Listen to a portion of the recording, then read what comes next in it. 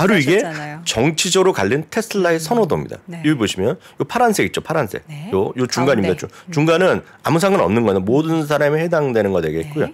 10월까지 큰 뭐 좋고 나쁘고 별로 없었잖아요. 이 보세요. 요 리퍼 엇갈리죠? 공화당도 좋았다가 내리기도 하고 올라가도 했고요. 민주당도 마찬가지입니다. 민주당이 좋기도 하고 올라가도 했는데 11월에 갈린 거죠. 중간 선거 때. 네, 중간 선거 나오면서 트위터에서. 공화당이 훅 올라가고 그 민주당이 내려갔는데 문제는 민주당이 하락폭이 큰 거죠. 여기서부터 여기까지거든요. 가만히 계셨어야 그러니까 25%에서 10%로 줄어든 거고 반면에 공화당은 20%에서 한 27%로 올라간 거죠. 딱 이 부분이 지금 테슬라에 대한 오늘 평가가 나왔다. 월스트리트 모닝 브리핑 지금 현재 시각 7시 6분 지나고 있습니다. 운 좋은 커피 한잔 하면서 하루를 좀 여유롭게 시작하고 싶은데 마음의 여유가 좀 없는 것 같습니다. 이럴 때는 이제 이분한테 한번 좀 혼나야죠. 미국 주식의 미치다 이항영 전문위원 함께합니다. 위원님 어서 오세요. 네, 안녕하세요. 예, 이항영입니다. 저의 뭔가 안달난 마음, 급해진 마음, 초조한 마음 느껴지십니까? 초록색 옷 입고 왔어요. 그래서 초록색 그런 건 무슨 상관이에요? 잘 뭔가 모르는데. 기원, 시장의 기원이요? 상승의 기원. 상승의 기원이요? 네. 앞서 문남중 의원 얘기 들으니까 갑자기 우울해져 갖고 저도. 그렇죠. 맥이 확 빠지죠. 뭔가 맥이 빠지네요. 네. 그래도 뭐 주식은 맞출 사람이 어디 있어요? 맞아요. 희망의 끈을 놓을 필요는 없죠.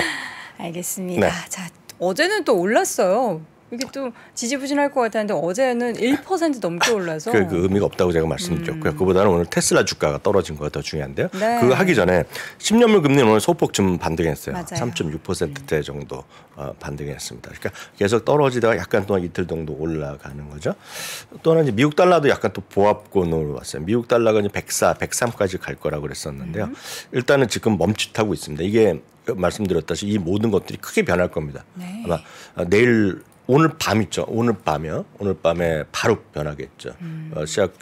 오늘 밤 시작하기 전에 이미 다 변할 겁니다. 선물 시장에서 충분히 변할 것 같고요. 그만큼 오늘 발표될 잠시에 앞서 문남중 의원도 대단한 인사이트를 주셨지만 저는 그냥 월가 시각을 그대로 전해드릴 텐데요.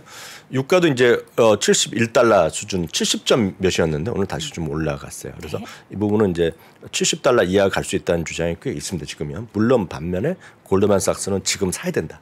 그 에너지 원유 선물을 사야 된다는 얘기를 하고 있는데 그만큼 엇갈린 시각이 있고요. 지금 휘발유 가격은 많이 내려가고 있기 때문에 그런 걸 빗대고 그러면서 지금 그리고 중고차 가격이 많이 떨어지고 있기 때문에 탐리 같은 경우에는 너무나 명확하게 얘기하고 있죠. 우리나라에서는 안 쓰는 말인데 물건이 떨어지는단 말이죠. 뭐같이 떨어지냐면 바위같이 떨어진다는 표현합니다. 바위요? 바위가 위에서 떨어지면 속도가 무진장한 속도로 떨어지잖아요. 그래서 인플레이션이 바위같이 떨어질 거라는 얘기를. 빠른 속도로 떨어질 것이다. 그게 영어식 표현이죠. 바위같이 떨어진다는 표현을 쓰고 있는데요. 그만큼 시장은 극과극의 시각이 분명히 있다고 보셔야 되겠습니다. 문제는 이제 혹시라도 내일 소비자 물가가 상당히 아래쪽으로 나오더라도 주가 떨어지면 어떡하냐 이런 거에 걱정들이 꽤 많은 분들이 하고 계시는 거죠. 그래서 보셔야 되겠습니다. 테슬라 보겠습니다. 테슬라는 6.2%가 떨어졌는데요. 6.2% 떨어지면서 이것도 전 저점을 깨버렸습니다. 지금요. 이미 어느 정도 얘기하셨겠지만 시장에서 여하튼 시장에서의 설문조사 기관이 있어요. 그래서 유고브인데 이거 스펠링이 틀렸는데요. 정기 설문조사를 했습니다. 유고브라는 곳인데요. 2016년 이후에 매 분기마다 테슬라를 합니다. 근데 사실 들어가 보시면 유고브인데요. 스펠링이 틀렸는데 2016년 이후에 테슬라만 하는 것이 아니라 테슬라는 건 수많은 자동차를 다 합니다. 웬만한 거 다 합니다. 그래서 여러분들이 지금 유고브, 테슬라 이렇게 치면 딱 그 화면에 딱 들어갑니다. 물론 가장 최근 거는 이제 회원 가입한 사람들을 보여주게 돼 있는데 오늘 그 기사가 풀린 거죠. 그러면서 지난 11월 16일 날 11월 중순에 설문조사한 거가 오늘 이제 분석 결과가 나온 건데 이거는 왼쪽은 마켓워치의 기사입니다. 테슬라의 소위 선호도 조사가 좀 네거티브에 들어갔다. 이게 어떤 개념인지 바로 수치를 보여드리겠고요. 오른쪽에는 월스트리트 저널입니다. 월스트리트 저널이 좀 더 심층적인 보도를 한 거로 보이는데 일론 머스크의 트위터에 대한 정치적인 행위를 많이 했잖아요. 우리는 이제 다들 기억 안 나지만 지난 11월에 중간 선거 전에 뭐라 그랬는지 기억나세요? 공화당 찍으라 그랬잖아요. 그래갖고 저희 얘기하면서 그런 거 말해도 되냐고 얘기했던 질문을 저한테 했던 기억이 납니다. 그래서 제가 드린 말씀은 우리나라랑 달리 미국이나 서양은 그 자기 의지로 자유롭게 얘기하는 거죠. 그래서 비판하면 비판하고 뭐 좋아하면 좋아하는 건데 여튼 그런 것 때문에 브랜드 이미지가 테슬라의 브랜드 이미지가 많이 훼손됐다. 그 얘기를 하는 겁니다. 지금요. 그 얘기를 해보겠습니다. 선호도추입니다. 선호도추인데요. 바로 이건데요. 이 선호도추는 그 두 가지를 갖고 뺄셈한 겁니다. 좋다는 사람. 아주 단순합니다. 좋다는 사람 빼기 싫다는 사람입니다. 테슬라의 자체에 대해서 이미지가 좋다는 사람, 나쁘다는 회사의 이미지인데요. 아주 단순한 겁니다. 부정적 의견이냐 긍정적 의견인 건데 계속해서 지금 발표 이후에 계속 플러스였어요. 근데 11월에 지금 마이너스 흘러 들어간 거죠. 그러니까 좋다는 사람보다 싫다는 사람이 더 늘어났다는 얘기입니다. 지금.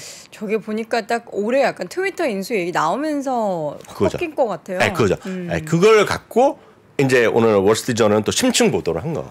그래서 월스트리트저널에 한 거를 그 다음 거를 그 같이 이어서 더 나온 건데 여기 하나 빠졌네요. 빠졌는데 빠진 걸 보면 이걸 또 공화당과 민주당이 나눴습니다. 공화당 민주당이 보면 재미난 거가 공화당의 선호도 훅 올랐어요. 공화당 사람들. 약간 정치적인 영향도 있는 그겁니다. 지금 그거를 지금 이 월스트리트저널에서 얘기하는 건데요. 공화당 훨락 올라갔는데 문제는 민주당 지지율이 더 훅 빠진 겁니다. 지금. 그러니까 공화당이 조금 늘어나는 비해서 민주당이 확 빠졌거든요. 그러니까 그러다 보니 그것이 오늘 전체적으로 마이너스 영향을 미쳤다라는 얘기를 하는 거죠. 그래서 지금 이것은 트위터 이후 그리고 트위터에 대한 정치적 입장 그런 것들이 계속 이어진 것이 되겠고요. 그러다 보니 이런 거죠. 품질에 대한 불만 조사가 설문조사가 있는데요. 2020년과 2020년에 무슨 큰 차이가 있겠습니까? 많은? 물론 모르죠. 그러니까 뭐 공장이 늘어나면서 약간은 품질에 문제가 있었는지 그건 우리가 알 수가 없겠는데요. 문제는 소비자 품질에 불만이 있던 사람이 11월 4.2%였는데요. 2020년 만에 보면 훅 올라간 건데 이것도 수치를 보시면 하반기에 훅 올라갔어요. 지금 이게. 그냥 이제 예전에는 이 정도면 뭐 봐줄만해 이랬는데 이제는 시각이 좀 더 날카로워지는 건가요? 그렇다고 지금 월스트리트저널에는 그렇게 해석을 하고 있습니다. 그래서 지금 보면 뭔가 긍정적인 것보다 부정적인 사람이 많죠. 물론 그 일론 머스크에 대해 요번에 확인한 거가 테슬라의 어떤 이미지에는 일론 머스크의 이미지가 상당히 붙어 있다 얘기를 이번에 그 브랜드 선호도에도 나왔고요. 바로 그 부분이 되겠습니다. 정치적인 차트 바로 다음에 있네요. 여기 있네요. 여기 이거 워낙 시간을 좁게가 막 하다 보니까 좀 빠진 줄 알았어요. 1분 전까지 바로 이게 정치적으로 갈린 테슬라의 선호도입니다. 네. 여기 보시면 요 파란색 있죠, 파란색. 네. 요 중간입니다. 중간은 아무 상관 없는 거는 모든 사람에 해당되는 거 되겠고요. 10월까지 큰 뭐 좋고 나쁘고 별로 없었잖아요. 이 보세요. 요 리퍼 공화당도 좋았다가 내리기도 하고 올라가도 했고요. 민주당도 마찬가지입니다. 민주당이 좋았기도 하고 올라가도 했는데 11월에 갈린 거죠. 11월에 중간 선거 때. 네, 중간 선거 나오면서 트위터에서. 공화당이 훅 올라가고 되면 그 민주당이 내려갔는데 문제는 민주당이 하락폭이 큰 거죠. 여기서부터 여기까지거든요. 가만히 계셨어야 그러니까 25%에서 10%로 줄어든 거고 반면에 공화당은 20%에서 한 27%로 올라간 거죠. 딱 이 부분이 지금 테슬라에 대한 오늘 평가가 나왔다라고 보셔야 되고요. 오늘 이 부분이 이런 테슬라는 애플도 마찬가지지만 그런 금융 뉴스뿐만 아니라 전문지들이 있잖아요. 전문지. 테슬라에 관한 전문지, 애플에 대한 전문지, 테슬라에 관한 수많은 유튜버, 애플에 대한 유튜버가 우리나라도 많잖아요. 우리나라에도 테슬라만 전문으로 매일매일 업데이트하는 분 계시거든요. 맞아요. 그런 분 중에 한 분이 저희 회사에 취업을 했어요. 저희 회사 기자입니다. 진짜요, 진짜. 누구요? 누구라고 말 안 하지만 누구나 이거 공개할 수는 없죠. 네. 그 테슬라 상당히 유명한 유튜버 하시던 분인데요. 네. 그분이 작년인가 재작년에 저희 회사에 입사했어요. 그 기자인데 지금 저희 머니투 기자. 그래서 머니투데이에서 하는 테슬라에 대한 그 기사가 회사라 그래서 미주민 줄 알았잖아요. 아니. 기자입니다. 기자. 네. 테슬라에 대한 그 심층 기사가 우리나라에서는 머니투데이가 상당히 아픈 게 그런 친구가 있어서 그래요. 약간 다른 얘기죠. 3프로 TV에도 있고 우리 또 미국 주식에 미치다에서는 우리 장우석 부사장 이양영 위원님 저희는 그런 분들에 비하면 아무것도 그렇다 치고요. 네. 권순호 기자 같은 경우는 진짜 대단한 분이거든요. 네, 그렇죠. 네, 그런 거라고 일단 보시면. 보잉. 네, 또 하나는 오늘 테슬라가 있다 그러면 또 하나는 보잉입니다. 보잉은 이 자리에서 몇 번 말씀드렸잖아요. 그래서 제가 얘기했더니 2025년 배당이 뭐가 대단해요. 그래갖고 저한테 멘트 했던 기억나죠. 한 3, 4주 전에. 아직 멀었다 그래서? 네, 아직 멀었죠. 네. 근데 보잉은 지금 2018년, 19년에 떨어졌잖아요. 비행기가. 그래서 2019년부터 주가가 재미없었잖아요. 2020년에 떨어진 게 아니라 2019년부터 떨어진 거거든요. 비행기가 이제 2대가 떨어져 갖고 737 맥스가 전 세계에서 운항이 정지된 거가 2019년이에요. 19년. 그래서 이제 떨어진 건데요. 그게 이제 2년 지나서 이제 회복되고 이제 다시 운항이 재개된 거지 않습니까? 737 맥스를 기존에 난 게 대표적으로 보면 전 세계 그 급이 뭐냐면 아주 쉽게 얘기하면 고급이요. 737 시리즈 그 급이 여러분들이 타고 다니시는 장거리 말고 5시간 내외에 왔다 갔다 하는 동남아 가는 비행기가 거의 다 그 기종이라 보시면 돼요. 그러니까 그 맥스가 아니라 737 기종의 그 사이즈입니다. 그 사이즈.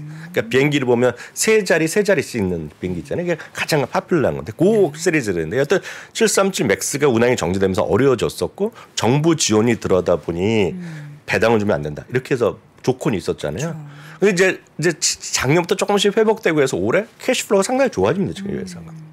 그렇지만 배당을 못 주고 있는데 그걸 이제 한 달 전쯤에 배당을 2025년에 주겠다 그랬거든요. 2025년에. 그래서 이제 그거에 조금 살아나는 와중에 지난주에는 보도만 났고 아직 확인한 적이 없는데요. 유나이티드 항공에서 787을 또 대량 주문 그런 얘기가 있었고요. 오늘 인도 항공이죠. 에어 인디아니까. 에어 인디아가 737 맥스를 150대 구매 계약이 성사가 임박했다고 인도 언론에서 보도를 했어요. 그래서 이런 것들이 보잉이 좀 살아 올라가는 거. 보잉은 그래서 어제도 말씀드렸다시피 보잉이 내년에 탑픽으로 제시하는 증권사가 있다고 말씀드렸잖아요. 그런 느낌으로 보시면 되겠고요. 여튼 다우 30개 주식 중에서 한때는 제일 비쌌던 주식인데 지금 완전히 쭉쟁이가 됐지 한마디로 보면.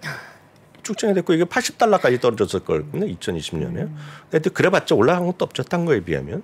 여튼 보잉은 그런 것들이 있다. 다만 배당을 받기 위해서는 상당히 아직도 멀었다. 물론 땡겨질 수는 있겠으나 회사에서 얘기한 건 2025년이다. 그래도 얘기를 안 한 것보다 낫죠. 디즈니 아직 얘기를 안 하고 있잖아요.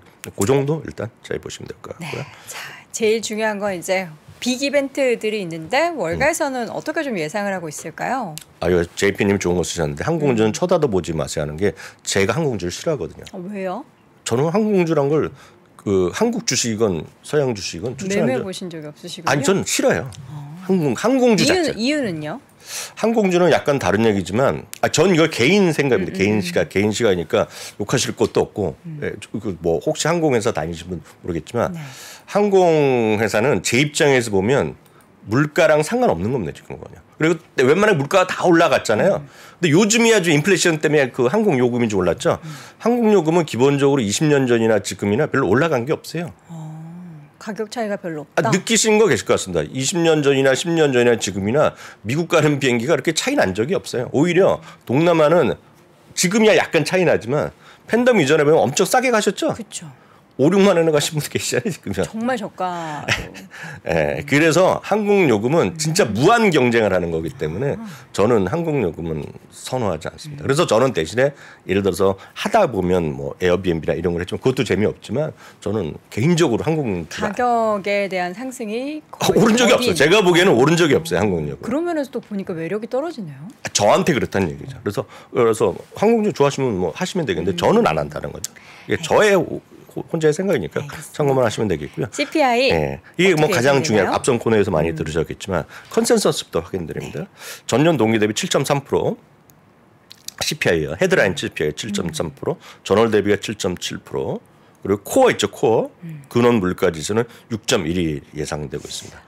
그래서 이게 7.3이 지난주 대비 조금씩 내려오고 있어요. 지금요. 내려오고 있다고요? 조금씩 내려오고 있죠. 7.5 정도였고 하다가 7.3까지 내려왔고 요거는 마켓워치 기준이라고 보시면 되겠습니다. 마켓워치 월스트리트 다 같은 기준인데요. 지난달에 CPI가 예상치보다 더 많이 떨어진 것 때문에 시장이 엄청 환호했었잖아요. 그때 7.4% 올랐죠. 그러니까요. 근데 이번에 그래서 다들 너무 좀 기대를 많이 하시는 게 아닌가. 제가 봤을 때 7.3 언저리 나오면 주가는 뭐 그냥 안정될 수 있겠는데 왜냐하면 기대 심리로 가는 거기 때문에 이게 7.5, 7.6, 7.2 이상 나오면 아까 문 위원관이 말한 대로 주가 크게 떨어질 수도 있죠. 그래서 7.76 언저리 나오고 그러면 전저점 훼손 얘기가 나오면서 시장 흘러내릴 수도 분명히 있다라고 보셔야 되겠고요. 코 CPI 6.1. 그래서 이 기준점을 잘 잡고 보시면 되겠고요. 뭐 고민할 게 없어요. 아마 오늘 나오면 바로 시장 열리기 전에 선물 시장에서 장 시작 전에 바로 반영될 겁니다. 그게 첫 번째 반영되고 채권 시장에서 반영될 텐데요. 다만 이제 트루플레이션은요. 이거는 이제 1000만 개의 데이터를 갖고 30여 개의 데이터를 인덱스를 갖고 매일매일 쉽게 한다는 거잖아요. 이건 이제 현실적으로 매일매일 나오는 건데 이건 6.04라는 게 의미가 있는 게 아니라 추세를 보셔야 되겠네. 지금 얘네들은 6.03%. 조만간 5자를 본다는 얘기를 하고 있습니다. 올해 보면 이제 지난 달입니다. 올해 11번의 발표 중에 상승이 4번, 하락이 7번 있었고요. 최근 2번은 상승했죠. 특히 이제 말씀하셨던 것이 11월인데요. 나스닥이 7.4%, S&P 500이 5.5% 올라갔죠. 예, 대단했죠. 결국은 핵심은 얼마나 높이 그리고 얼마나 오래 금리를 올리냐는 거 아니겠습니까?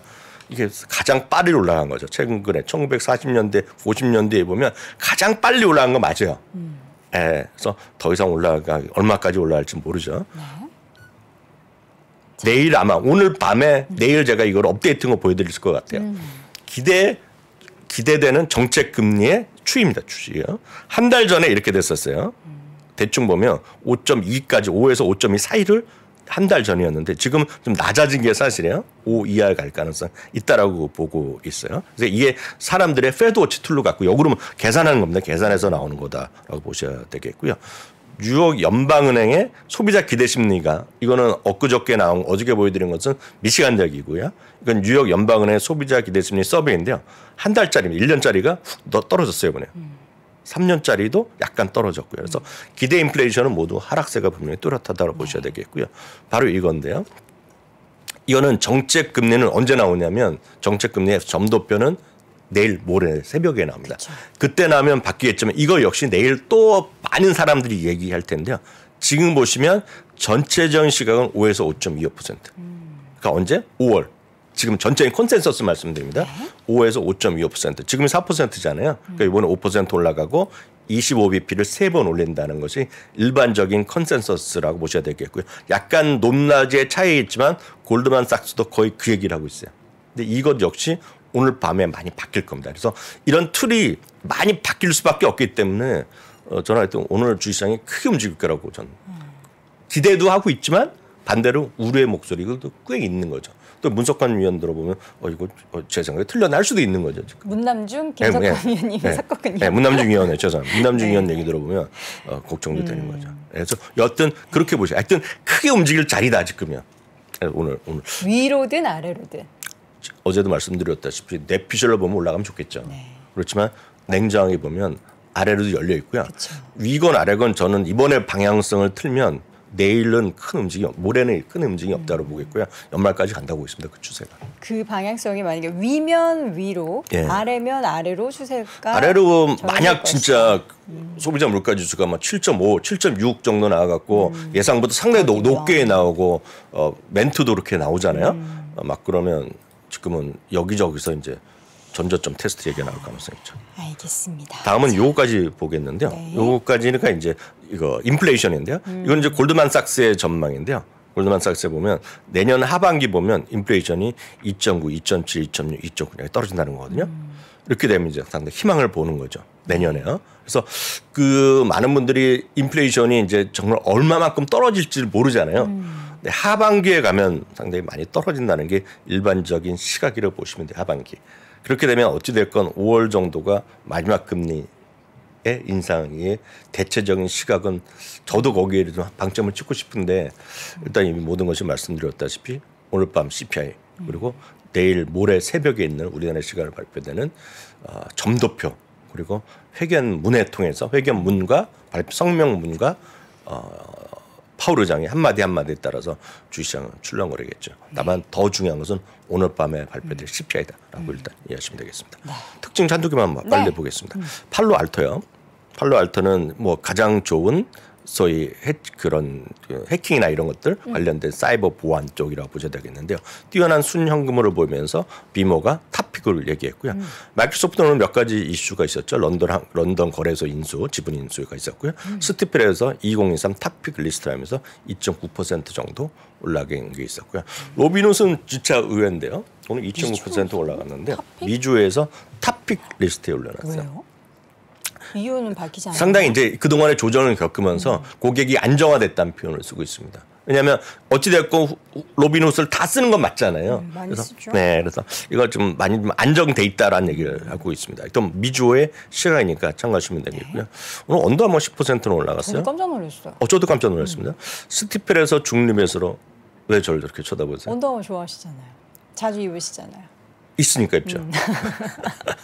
있으니까 입죠. 저렴해서. 예전에 진짜 안 좋을 때는 뭐 2개 사면 3개 주고 뭐 이런 뭐. 그러니까. 1개 주면 2개 사고. 재고 관리 잘한다고 막 그렇게 평가했더라고요. 네, 근데 저는 신발도 입고 그랬는데 요즘 신발 잘 안 신습니다. 그렇죠. 언더아머 신발 또 누가 신나고. 보면서 너는 언더아머를 신냐 누가 또 저한테 한 사람이 있어갖고 안 신어요 요새.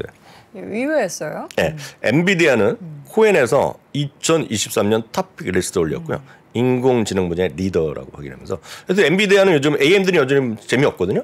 요즘 엔비디아가 또 상당히 또 분전을 하고 있습니다. 그래서 그래도 물론 더블이 가야지 본전이 가는 거죠. 고점 대비는요. 하여튼 엔비디아까지 오늘 말씀드렸습니다. 네. 이 차트에 있는 선은 자동으로 그려진다라는 거 우리 위원님께서 그리는 게 아니라 자동으로 그거 질문하신 분 계세요? 네, 자동으로 생성되는 선이라는 거 여러분께 깨알 정보 드립니다. 저는 뭐 그런 선 글지도 모릅니다. 안 하십니다.